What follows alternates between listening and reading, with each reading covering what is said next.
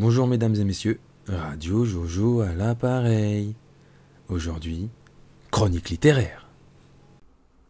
Aujourd'hui, on parle du rapport sur l'exportation d'armement de la France. C'est un rapport qui a été adressé au Parlement en 2023, sur l'activité 2023. Disons que c'est le gouvernement, sous le timbre du ministère des Armées, publie ce rapport sur les exportations d'armement de la France. Voilà. Et qu'on va voir un peu dans quelle mesure on exporte des armes, et à qui, et comment, et sous quelles contraintes, et on va un peu traiter de ce sujet-là qui est en corollaire de tout ce qui a pu être dit ici sur cette chaîne sur la gestion de notre, je dirais, industrie, et également le conflit entre la Russie et l'Ukraine. Alors pourquoi lire ce rapport ? Franchement, il n'y a pas énormément de raisons. Je suis tombé dessus au hasard, me semble-t-il. Si ma mémoire est bonne, je l'ai lu le mois dernier. Là. On est en février, je l'ai lu en janvier. Là. Je sais pas pourquoi je me suis mis à lire ça. Je l'ai vu passer, je me suis dit que c'était intéressant. C'est un sujet qui embrasse quand même une des excellences françaises, qui est l'armement, qui a de l'actualité, étant donné que ça traite du conflit entre la Russie et l'Ukraine. Et c'est, je pense, intéressant de voir comment on aborde les choses sur l'exportation d'armement. Ça va peut-être permettre de nourrir la réflexion globale. Donc je me suis dit, bon, pourquoi pas. On va parler de ça. Donc voilà. C'est une manière de voir l'activité de notre gouvernement à travers une industrie sensible. Alors, qui sont les auteurs de ce rapport ? Globalement, c'est le ministère des Armées. Voilà. Il fait un état des lieux de l'activité du commerce d'armes international pour le compte de la France. Et il te fait ça sous forme de rapport. Donc, c'est ce qu'on a sous les yeux. Et c'est le mot d'introduction, pour que ce soit très clair, c'est le ministre des Armées. Donc là, c'était Monsieur Lecornu qui s'occupe de ça. Même si, pour être tout à fait précis, quand on regarde le détail en fin de rapport, le directeur de la publication, c'est une dame qui s'appelle Olivia Pénichou, qui a débuté sa carrière à l'Assemblée nationale en tant que chargée de la communication d'un groupe parlementaire. En 2001, elle intègre l'autorité de sûreté nucléaire, l'ASN, où elle assure notamment la communication de crise. Et en 2005, Olivia Pénichou rejoint le cabinet du ministre délégué au commerce extérieur pour appuyer dans sa communication et ses prises de parole en France et à l'international. En 2007, elle crée l'agence O2P qui conseille les institutionnels, dirigeants et les entreprises dans leur stratégie de communication. Elle cofonde une autre agence de com PPEPPS dédiée à la formation, et elle est colonel de la réserve citoyenne de l'armée de l'air et de l'espace et membre du pôle de rayonnement de l'armée de l'air. Donc globalement, on peut se dire que c'est elle qui dirige le rapport, étant donné que après c'est les chefs de projet, des directeurs artistiques, tout ça. Donc je pense qu'elle a fait travailler des gens dans le ministère, et c'est elle qui doit relire et valider en tant que directeur de la publication le rapport. Donc on va lui attribuer à elle, même si je pense que c'est un travail d'équipe, avec en introduction un mot du ministre des Armées, Monsieur Sébastien Lecornu, voilà, qui met sa petite photo au passage. Voilà, je vous la montrerai. C'est très intéressant. En préambule, pour commencer, on va rappeler, je dirais, la raison d'être de l'exportation d'armes pour la France, les enjeux politiques que ça implique.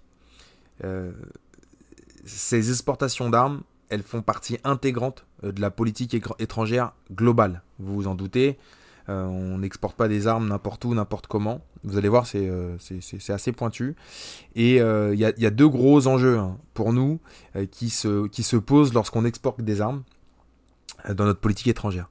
La première, c'est défendre l'ordre international fondé sur le droit en répondant aux besoins de légitime défense des États. Et le deuxième, c'est renforcer nos partenariats de défense et contribuer à la stabilisation de régions du monde. Donc sur ces deux enjeux, vous aurez compris, le premier, ça s'adresse plutôt au cas ukrainien, et le deuxième, ça s'adresse plutôt à ce qu'on peut faire dans la péninsule arabique ou en Afrique sur nos ventes d'armes. Donc vous l'aurez compris, dans ce contexte d'objectifs et d'enjeux politiques autour de l'exportation d'armes, dans un milieu très concurrentiel, on va y revenir un tout petit peu par la suite, il y a un fort enjeu économique et la relation État-industrie est extrêmement importante. Cette intensité-là, comme il l'appelle dans le rapport, le soutien apporté aux entreprises, ça constitue également une condition essentielle à l'aboutissement de nombreux contrats. D'ailleurs, on voit souvent nos ministres qui partent faire une tournée, je sais pas où, vendre des mirages et tout ça. Et effectivement, il y a ce lien-là. Et pourquoi ? Parce que lors de l'exécution des contrats, étant donné que la défense c'est quand même je dirais un domaine qui est très sensible, les clients, donc les États clients, ils attendent en premier lieu un engagement de notre État à nous, de la France, pour leur assurer que le matériel livré, ils vont être développés et produits avec les mêmes standards que ceux que nous, on utilise pour nos besoins propres. Et ça, c'est un signe c'est un bon signe parce qu'en fait, la France, on va le voir juste après, je vais donner des chiffres, mais dans le milieu de l'armement, elle est un acteur de référence. L'expertise technique, la capacité opérationnelle de nos forces armées, et même je dirais le rôle commercialo-diplomatique du ministère des Armées joue un rôle essentiel dans les négociations, la conclusion et la réalisation également des contrats d'armement qui sont signés par les entreprises françaises.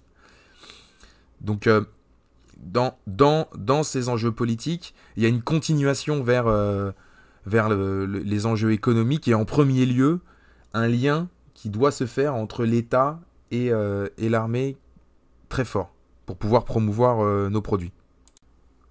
Ensuite, il y a un autre enjeu qui est purement industriel. Et là, on se retourne vers l'intérieur du pays et vers l'intérieur du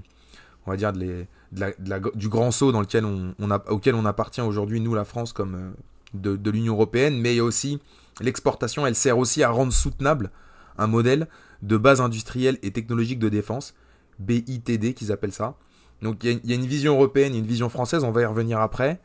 Mais ce qui est important, c'est de rendre cette base industrielle et technologique de défense apte à produire plus vite et en plus grande quantité les armements dont l'Europe aura besoin demain pour assurer sa défense dans un environnement sécuritaire dégradé à l'échelle mondiale. Voilà, ça c'est ce qui est écrit dans le rapport. Donc c'est cohérent, c'est logique, même si ça pose question, et on va y revenir après, vous allez voir, ça pose question à différents niveaux. Mais quoi qu'il en soit, le marché export pour notre industrie de l'armement, et je le donnerai tout à l'heure, mais c'est des chiffres conséquents, l'industrie de l'armement, je crois que c'est quasiment l'équivalent de l'industrie automobile, donc c'est quelque chose de très lourd et de très fort, sachant que derrière en plus c'est aussi de la technologie de pointe à certains égards. C'est vraiment un des axes sur lesquels l'Europe, et la France en particulier, doit pousser pour pouvoir maintenir de l'industrie dans notre pays. Alors pour parler chiffres, parce qu'il faut quand même qu'on puisse chiffrer le truc, parce que c'est bien beau de dire ouais c'est important, c'est au cœur de la stratégie, tout ce qu'on veut, mais il faut pouvoir chiffrer. Donc le rapport nous propose quelques ordres de grandeur. Les dépenses de défense mondiale ont de nouveau augmenté. Elles dépassent aujourd'hui les 2000 milliards d'euros. Selon les premières estimations, la hausse de l'inflation aurait ainsi réduit les dépenses mondiales de défense en termes réels de 312 milliards d'euros quand même en 2022. Mais les importations d'armes par les États européens auraient augmenté de 47%. Et ça c'est de période d'avant, entre 2013 et 2017. Et de 65% pour les États européens de l'OTAN entre 2018 et 2022. Et là, on a quand même envie de rappeler que sous Trump, il y avait eu énormément de pression, donc entre 2016 et 2020, sur les pays de l'OTAN pour qu'ils achètent beaucoup de matériel américain. Il y avait eu pas mal de menaces. Et d'ailleurs, il a recommencé là, avant même la campagne, là, au début de la campagne. Donc c'est un gros marché, c'est un gros marché qui est en train de croître fortement, notamment dans les États européens membres de l'OTAN. Ça, c'est important à garder en tête parce que on va en reparler après au moment du commentaire. Et aussi pour que vous voyez la place qu'on occupe, nous, mais pas que nous. Il y a 5 exportateurs principaux, hein, donc sur la période 2018-2022, parce qu'ils font un état des lieux récent. États-Unis, Russie, France, Chine et Allemagne. Et ça s'est partagé 3/4 du marché du mondial de l'armement, ces 5 pays-là. Donc, c'est un énorme gâteau et qui est en train de croître fortement. Je mettrai un article là, mais j'avais vu, on était le 3e exportateur mondial d'armes pendant un moment, il y a 2-3 ans là. Donc pour nous, c'est un de nos pôles d'excellence, hein, faut le savoir, même si c'est pas très glorieux à différents égards, encore une fois. Mais faut le garder en tête. Il faut garder en tête que les dépenses des États européens de l'OTAN sont en train de s'accélérer fortement. Là, et d'ailleurs, pour illustrer ça, il donne une dernière stat. Les ventes entre le gouvernement américain et les gouvernements étrangers ont atteint un total de 52 milliards, soit en 2022, hein, soit une augmentation de 50% par rapport à 2021. Donc on voit bien que le conflit en Ukraine également joue un rôle d'accélérateur dans l'armement, la modernisation générale, et que ce mouvement-là, une fois que vous l'avez initié, il est parti pour durer quelques années. Dans le rapport, ils évoquent aussi un enjeu de sécurité, hein. Donc respecter nos engagements internationaux en matière de maîtrise des armements, de désarmement, de non-prolifération. C'est quelque chose qui est important. Alors ça va un petit peu à... Enfin, on est toujours sur la brèche, hein, sur ces thèmes-là, parce qu'il faudrait que les armes ne prolifèrent pas, mais en même temps on se bat pour le marché de l'export. Donc voilà, il y a toujours une espèce j'allais dire de schizophrénie, c'est pas exactement le terme, mais de double jeu, quoi, de revers de la médaille là-dedans.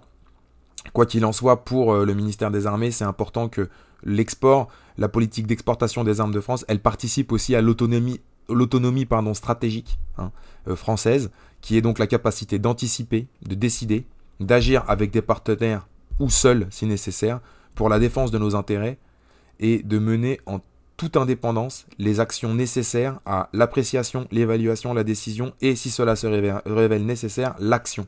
Voilà. Cette autonomie stratégique, elle repose aussi sur une maîtrise et un approvisionnement indépendant en matière d'armement, contrôle des technologies et chaîne d'approvisionnement. Voilà. C'est pourquoi la perte éventuelle de compétences et de savoir-faire critiques, faute d'investissement, doit être évitée car elle s'avérerait particulièrement complexe, lente et coûteuse à reconstituer. Et là, on a envie de dire, c'est pas que dans l'armement. Par exemple, ce qu'on a perdu sur les centrales, hein, ça se fait sentir maintenant, et on sait que ça va être compliqué à remettre sur pied. Donc effectivement, il y a tout un enjeu pour nous de pouvoir se défendre à haut niveau, étant donné qu'on est un acteur de haut niveau dans le milieu de l'armement. Et on va le voir, c'est un peu paradoxal des fois avec certains autres propos qui sont tenus dans ce rapport. Je reviens sur la place, hein, de la France dans l'exportation et sa qualité. Donc on va donner des exemples pour que les gens ici qui m'écoutent comprennent bien. La France, une de ses grandes forces, c'est la qualité et la pluralité, hein, de ce qu'elle est capable de vendre. Je vais prendre 2-3 exemples récents. L'année dernière, donc en 2022, pardon, parce que là 2024, mais c'est un rapport de 2023, mais en 2022, avec la Grèce, on a vendu des avions de combat, on a vendu des Rafales, mais on a vendu aussi des frégates de défense. Donc ça, c'est des bateaux qui permettent des interventions, c'est des bateaux d'attaque rapides. Donc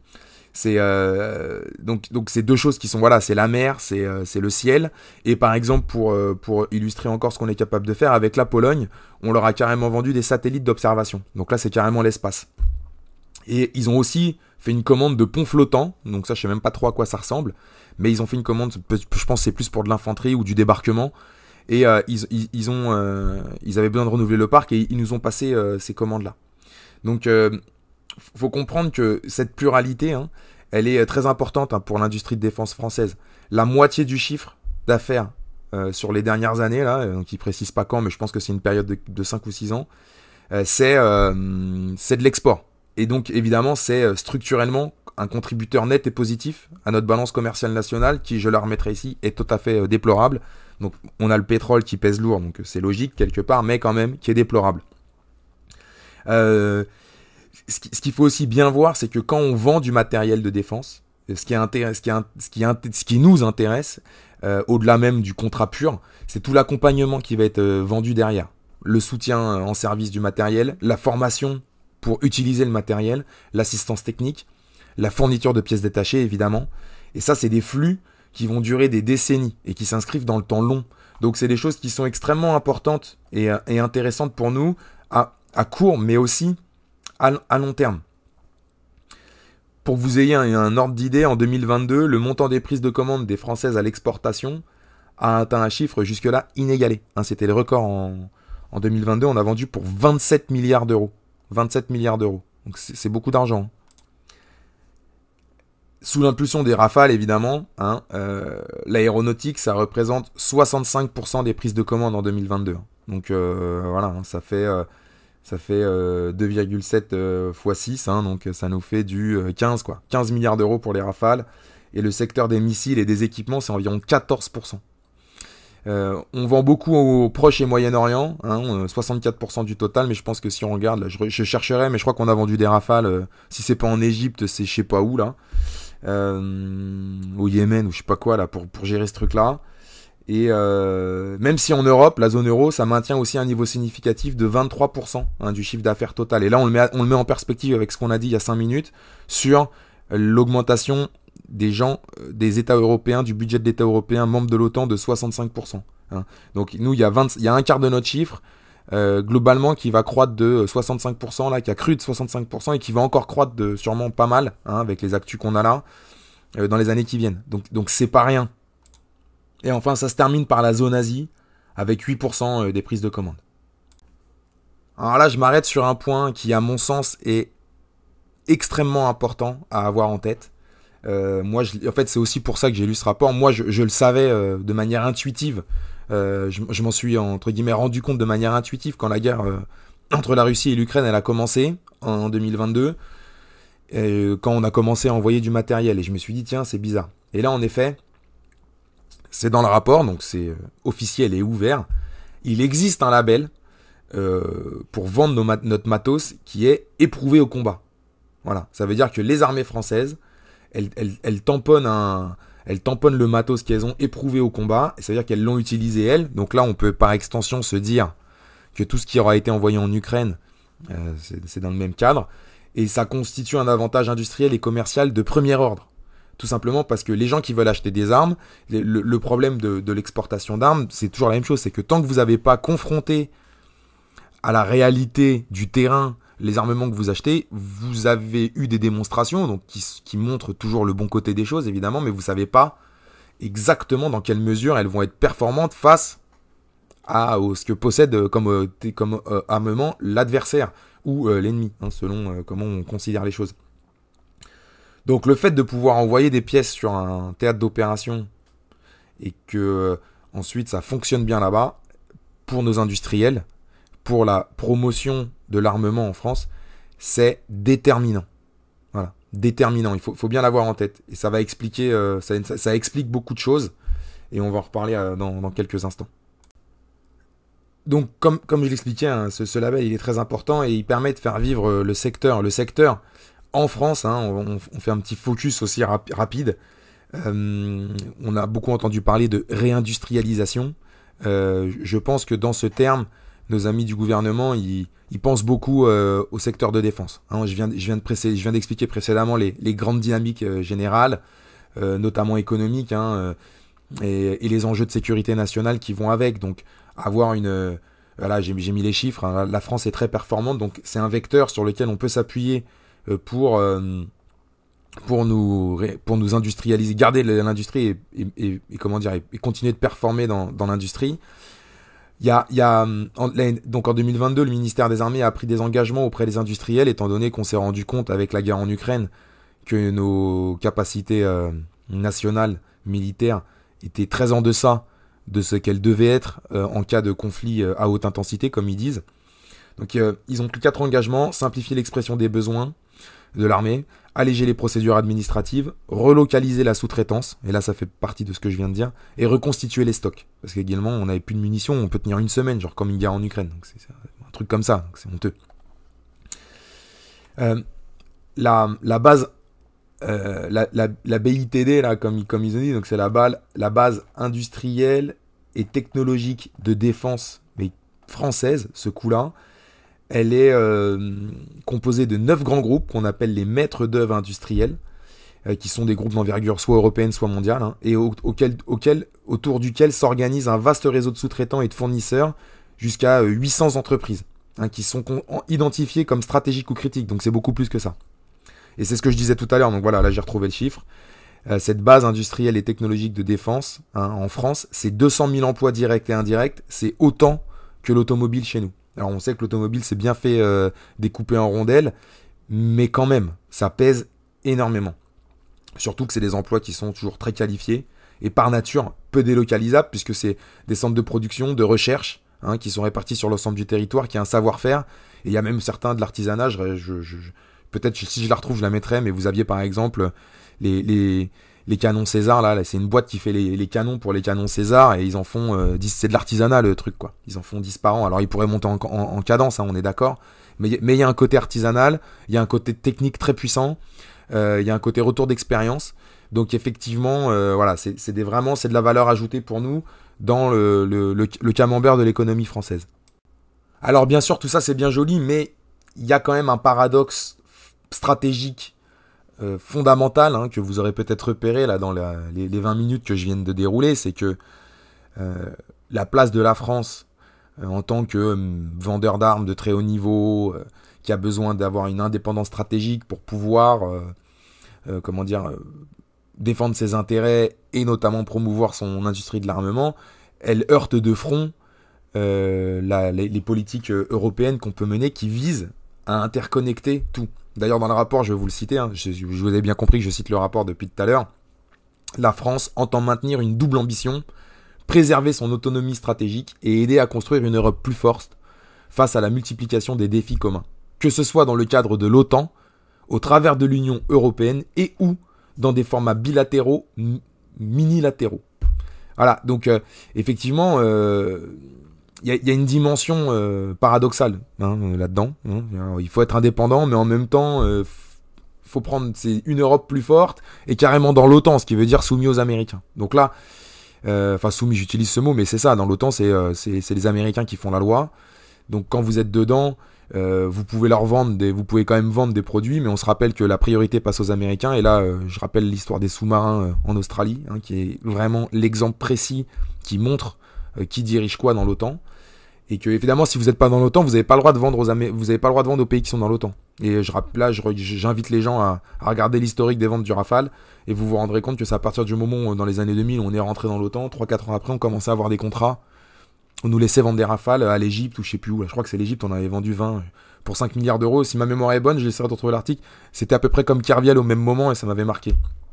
Donc, on voit bien que là, il y a un problème et qu'on a les fesses entre deux chaises. Donc il faut le manager. Alors évidemment, nos problématiques de base industrielle et de technologique de défense nationale, elles se transposent naturellement au niveau européen. Et c'est vrai que quand on regarde les choses un peu plus grand, on se dit, on peut s'appuyer sur l'industrie italienne ou l'industrie allemande.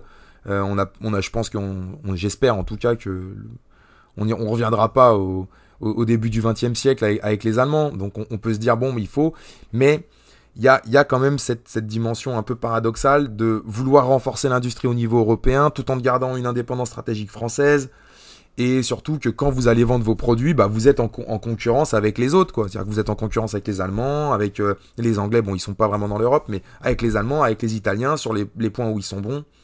Et donc tout ça est un peu comment dire, est difficile à manager et qui je pense représente bien les espèces d'atermoiements qu'on a sur nos politiques intérieures depuis Maastricht, à mon avis.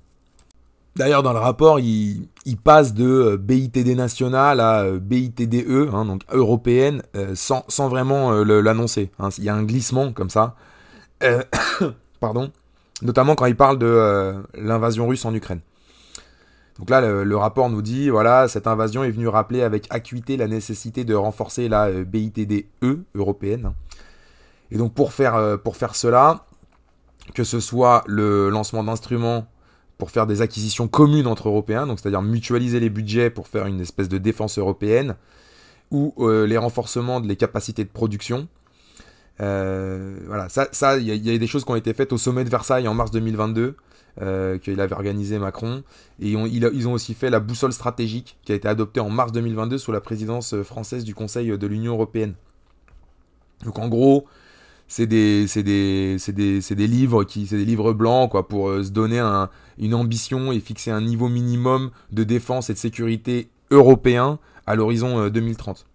Donc là, je le dis tout de suite, mais il faut quand même comprendre que l'armée européenne, c'est un truc, quand on entend ça n'existera jamais tant qu'il y aura l'OTAN. Voilà. Parce que l'OTAN, c'est les Américains, et tous les gens qui sont dans l'OTAN, ils doivent acheter du matériel américain. Donc vous pouvez pas faire une défense européenne avec du matos américain, surtout quand deux des plus grands exportateurs d'armes mondiaux sont la France et l'Allemagne. Tout ça n'a aucun sens. Donc, ce qu'on comprend là, en gros, c'est qu'ils vont se mettre d'accord pour passer des commandes entre nous. Voilà. Et d'ailleurs, en décembre 2017, déjà, il y avait un fonds européen de défense qui donnait les moyens de cette ambition. Voilà. 8 milliards d'euros sur la période 2021-2027. Donc ils vont essayer, je pense, en fait, de mutualiser peut-être les stocks de munitions, l'achat de certains matériels. Voilà. Ça doit permettre au budget de l'Union européenne de contribuer au développement de la base industrielle et technologique de défense européenne.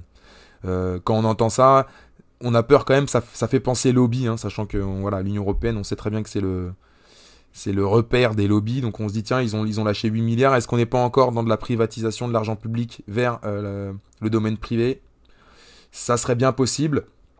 Il y a rarement des choses de bon qui sortent, malheureusement, des fonds européens, faut quand même le dire, mais bon. Quoi qu'il en soit, la France là-dedans, elle joue son rôle, et ça, on peut dire que c'est quand même, c'est pas négatif, c'est peut-être pas forcément une excellente chose, mais c'est pas négatif, voilà, et donc on s'est impliqué dans tous les projets, les 61 projets sélectionnés en 2021, et on va donc participer à ça pour essayer d'utiliser ce fonds européen de défense pour, donc non, c'est pas de l'acquisition, mais c'est pour financer des projets, quoi, voilà, donc on va essayer de capter un peu de sous là-dedans. Il faudra voir combien on est contributeurs et combien on va récupérer, encore une fois. Mais voilà, on est un acteur, on est un moteur de cette défense européenne, et avec tout ce que j'ai expliqué avant, on comprend pourquoi. C'est tout à fait cohérent. Pour le coup, au moins ça c'est cohérent. Ce qui est pas cohérent, c'est que sur le fond, on est concurrent de nos voisins, et on doit être indépendant tout en s'appuyant, dans la logique, sur leur base industrielle à eux aussi. Donc là, il y a un paradoxe qui est très difficile à piloter. On peut faire une parenthèse sur le cas ukrainien. Ils en parlent beaucoup dans le rapport, vous vous doutez bien. Avec tout ce que j'ai expliqué, on comprend mieux pourquoi en fait on envoie. Là, il y a Macron, pas plus tard qu'hier, ou avant-hier, je sais pas quand, enfin c'est sorti là, mais ils ont signé 50 milliards de fonds pour l'Ukraine. Nous, on va en prendre 8 milliards pour notre pomme. Voilà. Alors en même temps, il nous fait un plan d'austérité de 10 milliards. Donc on a bien compris qu'il y a un transfert. On a bien compris que c'est de l'argent privé qui va vers... de l'argent public, pardon, qui va vers de l'argent privé. Sur les mesures en faveur de l'Ukraine, il faut savoir quand même que compte tenu de l'urgence, ce que nous dit le rapport, la France a eu recours au mécanisme de cession gratuite, qui permettent de livrer immédiatement à des partenaires du matériel déjà opérationnel. Donc en gros, tu prends des trucs de ton armée pour les envoyer là-bas. Avant, c'était fixé à 50 millions par an maximum. Et ben, spécialement pour l'année 2022, on est passé à 650 millions d'euros. C'est-à-dire quand même 12 fois plus. 13 fois plus même, pardon. Là, les chiffres et les lettres. 13 fois plus. Afin de permettre la livraison à l'Ukraine d'équipements tels que des canons d'artillerie et des missiles. Et ensuite, on a mis en place un fonds national de 200 millions d'euros pour faciliter l'équipement des forces ukrainiennes auprès de l'industrie française. Donc en gros, on paye avec nos sous des armes qui vont être envoyées en Ukraine pour faire la guerre là-bas, avec nos impôts, quoi. Alors c'est sûr que c'est révoltant, mais ce qu'il faut se dire, et là il faut être un petit peu cynique, ce qu'il faut se dire, c'est que dans ce que j'expliquais tout à l'heure, c'est qu'après ces armes-là, votre canon César par exemple, il va être éprouvé au combat. Et donc ce tampon, parce que là tout le monde regarde ce qui se passe en Ukraine. Une guerre de haute intensité comme ça, il faut se dire que ça n'était jamais arrivé. Et puis même une guerre en Europe avec des tranchées, des chars et tout, c'était pas arrivé depuis 100 ans. Donc évidemment que ne pas participer à ce théâtre d'opération-là, pour un grand vendeur d'armes, c'eût été une erreur stratégique. Donc c'est horrible ce que je dis, mais c'est la réalité. Là, aujourd'hui, vous avez envoyé les canons César sur le terrain. Les canons César, c'est quasiment les meilleurs. Voilà, tout le monde... je ne sais pas si je retrouverai des articles, mais ceux qui suivent la guerre en Ukraine un peu, ils voient bien que il y en a quasiment jamais qui sont détruits. Ça fonctionne très bien, ils sont en première ligne, tout. Et donc vous vous dites, bah ouais, dans les 10 ans, je pense que des canons César, on va en vendre un paquet. Et donc, il fallait... Alors, évidemment, le problème, c'est que là, au niveau diplomatique, vous êtes fâché avec la Russie, avec les sanctions, avec tout ce qu'il faut. On peut considérer que c'est dommage. Je pense que peut-être qu'on est allé un peu fort, un peu loin. Enfin, on a peut-être loupé quelque chose, mais en tout cas, en ce qui concerne l'envoi des armes, même si c'est odieux et même si c'est cynique ce que je dis, il faut quand même se mettre dans la peau des mecs qui vendent des armes. Et la peau des mecs qui vendent des armes, eux, ils ont envie que leur matos y soit sur le terrain parce que ça va les faire progresser. Ils vont avoir du retour d'expérience. Ils vont se confronter aux autres. Et celui qui est le meilleur sur ce théâtre d'opération-là, c'est lui qui va rafler les contrats dans les 10 ans qui viennent. Ou du moins, une grosse partie des contrats dans les 10 ans qui viennent. Et ça, c'est déterminant. Et c'est pour ça qu'on envoie aussi des armes en Ukraine. C'est pour ça qu'on pousse des trucs. Alors, on n'envoie pas encore des avions. Et j'espère qu'on le fera pas parce que là, on passera un cap qui sera grave, mais envoyer 15 canons César sur un front de 1000 km, on sait très bien que c'est pas ça qui va changer quoi que ce soit. Par contre, si vos 15 canons César ils font les 3 ans de guerre et que vous en avez perdu qu'un et qu'ils ont éclaté je sais pas combien de canons russes en face, quand vous allez aller vendre vos trucs en Moyen-Orient ou en Afrique ou même en Asie, vous avez une jolie carte, hein, voilà. Donc faut garder ça en tête. Et j'ai expliqué, on a soutenu le poids qu'elle a, l'industrie de l'armement en France. Et le rôle que ça nous donne aussi sur le plan, je dirais, diplomatique au sein de l'Union Européenne, avec ce que je viens de citer aussi précédemment. Donc, j'ai entendu, moi, on suit la guerre en Ukraine, mais on a entendu beaucoup de gens, des pro-russes souvent dire oui, c'est une erreur de la France d'envoyer des armes, machin, parce que vous prenez parti, tout. Je pense que cette vision-là est pas complètement juste. Genre, on n'a aucun intérêt et tout. Je pense que c'est pas complètement juste. À mon avis, envoyer quelques canons César, les Russes, ils auraient pu l'accepter. Ils savent très bien à quoi on joue. Et eux, ils jouent au même jeu. C'est un des exportateurs mondiaux d'armes principal également. Donc, ils savent très bien pourquoi. Même eux, d'ailleurs, tu peux même te poser la question dans quelle mesure la guerre en Ukraine aujourd'hui, si entre guillemets, ils la font durer un peu comme ça parce qu'ils peuvent la soutenir, mais est-ce que c'est pas aussi pour pouvoir déployer du nouveau matos avec les drones, les trucs, enfin, voilà. Il faut aussi être cynique de l'autre côté. C'est pas les réserver à la France, tout ça. Donc là-dessus, il y a pas de problème. Mais je pense effectivement que c'est naturel que les mecs ils aient envoyé du matos parce que ce conflit-là, cet affrontement-là, il est entre guillemets rare. Et j'espère, en tout cas, je le souhaite, mais il va pas se reproduire à ce niveau-là. Un affrontement de ce niveau-là va pas se reproduire demain. Et donc voilà, donc chacun joue son rôle. C'est cynique, c'est triste, mais malheureusement, c'est le business des armes. Voilà, le dernier morceau, ça sera le contrôle de l'exportation des armes. Donc c'est un peu paradoxal, encore une fois, avec ce que je viens de dire, vis-à-vis de la guerre en Ukraine, où là, ça répond effectivement, après tout le blabla qu'il nous raconte, ça correspond à des objectifs commerciaux. En tout cas, moi, je crois vraiment à cette version. Mais on a quand même des choses. Donc, il faut savoir que commercer des armes, c'est très contrôlé. C'est pas un truc que tu fais comme tu veux. Il y a un traité sur le commerce des armes, le TCA, qui réglemente le commerce international licite, évidemment, des armes classiques, avec des normes communes, exportation, importation, transit, transbordement, courtage. Et ce traité vise aussi à lutter contre le trafic illicite et le détournement des armes vers des utilisateurs non autorisés. Donc en gros, faut savoir qu'en 2023, ce traité, il y avait 113 États qui étaient d'accord dedans, dont tous les États du monde, l'Union Européenne, évidemment. La France est un membre fondateur et participant actif des 4 régimes de contrôle visant à prévenir la diffusion incontrôlée d'armes et de technologies sensibles que sont les fournisseurs nucléaires, les armes biologiques ou chimiques, les missiles et les armes conventionnelles. Voilà. Donc nous, on est, encore une fois, une des pierres angulaires, même du contrôle et de la réglementation qui permet la circulation, la vente d'armes au niveau international entre États.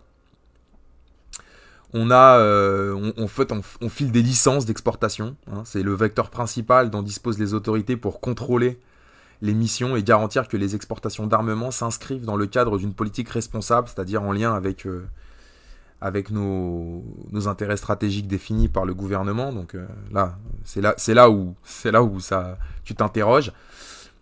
Et comment dire, voilà, plus de la moitié des licences, des autorisations d'exportation sont accordées sous condition, d'ailleurs. Et depuis 2015, 70% des sociétés titulaires de plus de 10 licences d'exportation ou de transfert et 90% de celles bénéficiant de plus de 50 licences ont été contrôlées par le ministère des Armées. Donc nous, on contrôle sérieusement, je pense, nos armes. Et d'ailleurs, il y a une clause qui existe, c'est la clause de non-réexportation. C'est-à-dire qu'on n'a pas le droit de réexporter des équipements vers un autre État avant que nous, on ait validé. Donc par exemple, c'est pour ça c'est 2015, c'est Hollande, je pense que c'était lié à tout ce qui s'était fait autour des frégates avec la Russie. C'est-à-dire que nous, on n'a pas le droit, enfin nous on va vendre un char ou un char Leclerc ou un Rafale à, je sais pas, à l'Égypte ou à qui vous voulez, et ils n'ont pas le droit de le revendre à un autre pays sans notre autorisation. Et pourquoi ? Parce qu'il y a des pays, et là c'est l'Union Européenne, qui impose un embargo sur les armes à destination de 8 pays. Donc on en revient à ce que je disais tout à l'heure, c'est-à-dire que c'est vos intérêts stratégiques, mais en fait, voilà, vous n'êtes pas libre de faire ce que vous voulez. Donc il y a la Biélorussie, la Birmanie, la Chine, l'Iran, la Russie, la Syrie, le Venezuela et le Zimbabwe. Eux, on n'a pas le droit de vendre des armes françaises là-dedans. Donc de toute façon, Chine et Russie, tu leur vendrais pas grand-chose, parce qu'ils sont à peu près aussi forts que toi. Mais bon, voilà, il y a des pays, Biélorussie pareil, mais bon, voilà, la Birmanie, je vois pas pourquoi, la Russie, enfin la Syrie, oui, ok, enfin bref, le Venezuela, bon voilà, c'est interdit par les États-Unis, machin, voilà. Mais donc il y a un contrôle qui est pointu quand même, faut pas l'oublier. Si on doit se laisser aller à un commentaire après la lecture de ce rapport, différentes choses. La première chose, c'est que c'est assez drôle parce qu'on a un business qui est très réglementé. Quand vous lisez le rapport, voilà, c'est vraiment soutenu, c'est très réglementé. On fait pas n'importe quoi, on peut pas réexporter, on peut pas revendre. En gros, quand on vend quelque chose, on le vend jamais vraiment. Faut qu'il y ait une licence d'utilisation et tout ce qui va bien. Et ce qui est assez paradoxal, et c'est pour ça que je tenais le propos sur la guerre en Ukraine, sur cet aspect cynique, c'est que pour la guerre en Ukraine, là par contre, il n'y a pas eu de problème. On a fait exploser toutes les barrières, on file v'là l'oseille. Tout est... Alors, il y a les licences d'utilisation, mais on sait très bien en plus en Ukraine que voilà, c'est un pays sur le contrôle qui a du mal à contrôler ce qui se passe dans la société civile, et donc même son armée, il y a eu, je pense que je retrouverai les articles, mais il y a eu plein de scandales dans l'armée, même où ils détournaient de l'argent prévu pour la guerre et tout ça. Donc on a, comment dire, là on a fermé les yeux, on a ouvert les vannes. Et c'est ce que je disais tout à l'heure, c'est que, enfin c'est ce que je disais là, pour revenir à ce que je disais au début, c'est que c'est un business qui est très contrôlé, mais qui en même temps n'a aucun problème à faire des mesures d'exception dans l'urgence, même si on comprend pas trop bien pourquoi. Et donc ça on se dit que bon, c'est un signe, c'est un signal qui est envoyé, qui est pas très clair. Et c'est pas très clair, et on le comprend mieux quand on regarde le fond, c'est-à-dire la totalité du rapport et la totalité de ce qu'il nous explique. Et là, on comprend bien effectivement qu'on est totalement sur une industrie qui illustre les atermoiements, les tiraillements qu'on a et dans notre relation avec l'Union européenne. C'est-à-dire que vous êtes un acteur de référence, vous êtes un acteur sur ce business-là qui a besoin d'être indépendant, qui pour défendre ses intérêts stratégiques doit pouvoir prendre des décisions seul, mais pour X raisons, vous êtes obligé de composer énormément. Obligé de composer avec l'Union européenne, avec l'OTAN et avec d'autres accords des fois bilatéraux. Vous êtes obligé de réfléchir à votre base industrielle nationale et de la privilégier, de la préserver, de la renforcer, parce qu'ils ont parlé de relocalisation, mais en même temps, vous avez le double discours de il faut aussi une base, une BITD, là, une base industrielle et technologique de défense, mais là elle est plus nationale, elle est européenne. Et on voit bien dans le rapport quand vous le lisez, c'est fluctuant ce périmètre. Ils arrivent pas à... Ils passent de l'un à l'autre comme ça glisse, on sait pas trop. Et ça représente bien notre relation avec l'Union européenne. Je parle même pas de l'argent qu'on donne et que dans les trucs, là, les 8 milliards d'euros, là, le fonds qu'on donne, je sais même pas combien on contribue, combien on récupérera, machin. Mais il y a cette, comment dire, cette porosité là, c'est même pas vraiment une porosité, je dirais plutôt, c'est cet atermoiement, exactement. C'est vraiment ça, c'est-à-dire qu'on sait pas où aller. C'est vraiment du Macron, quoi. Hein, on fait de l'en même temps, mais là pour le coup c'est pas de sa faute. Ça nous pose un vrai problème. Ce business-là l'illustre très bien. Et c'est vrai que vous êtes aussi tenu par donc il y a des considérations politiques évidemment, mais aussi des considérations économiques. C'est vrai que le marché dynamique, c'est le marché de l'OTAN. Donc quand on est rentré dans l'OTAN et que beaucoup de gens ont critiqué ces décisions, on perd de l'indépendance, on perd de la souveraineté, c'était vrai, mais d'un autre côté, on s'ouvre un marché sur un de nos secteurs à plus forte valeur ajoutée et dans lequel on est parmi les 3-4 meilleurs acteurs mondiaux et pour lequel rattraper le retard, c'est quasiment impossible. Donc quelque part, on était aussi obligé de rentrer là-dedans pour pouvoir s'ouvrir un marché et vendre des armes. Ce qu'avant, on n'arrivait plus à faire. Alors, il y en a qui vont nous dire, oui, c'est à cause de la perte de vitesse de l'État et tout ce que vous voulez. On est d'accord. C'est un autre débat. Mais d'un point de vue purement commercial, purement exportation, rentrer dans l'OTAN, quelque part, c'était s'ouvrir les marchés. Et je pense que ça a fonctionné. Quand vous regardez les prises de commandes, je pense qu'il y a pas mal de pays de l'OTAN à l'intérieur. Et j'essaierai de retrouver ça, d'ailleurs, si c'est dans le rapport. Mais vous avez, bénéficié de ça, c'est une certitude. Et donc, effectivement, sur cette industrie de défense aujourd'hui, on est un petit peu... Elle représente bien, je trouve, et c'est pour ça que c'était intéressant de lire ce rapport, c'est qu'elle représente bien la position de la France. C'est-à-dire qu'on a un peu le cul entre deux chaises et qu'on ne sait pas comment s'orienter, comment se positionner aujourd'hui. Et ce qui fait un peu la force de la France, c'est-à-dire sa pluralité, son ouverture, son histoire, des fois, aujourd'hui, en ce moment en tout cas, est une espèce de boulet qu'on traîne, étant donné qu'on doit jongler avec 75 ballons, quoi. En même temps, 75 balles, quoi. Quand il y en a d'autres, ils jonglent avec 5 ou 6 balles. Donc évidemment, ils vont plus vite, ils sont plus performants. Voilà, c'est tout pour aujourd'hui. On est le 20 février 2024. Je vais essayer de faire poster la vidéo assez rapidement. Voilà, faut que je la fasse maintenant. J'espère que ce petit passage vous aura plu. Voilà, c'était une petite lecture rapide.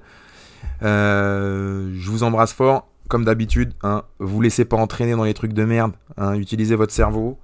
Hein, lisez des livres. Hein, en plus de mes vidéos, voilà, moi je fais des petites vidéos, mais surtout lisez des livres. Cultivez-vous et vous laissez pas faire. Je vous embrasse tous. À bientôt.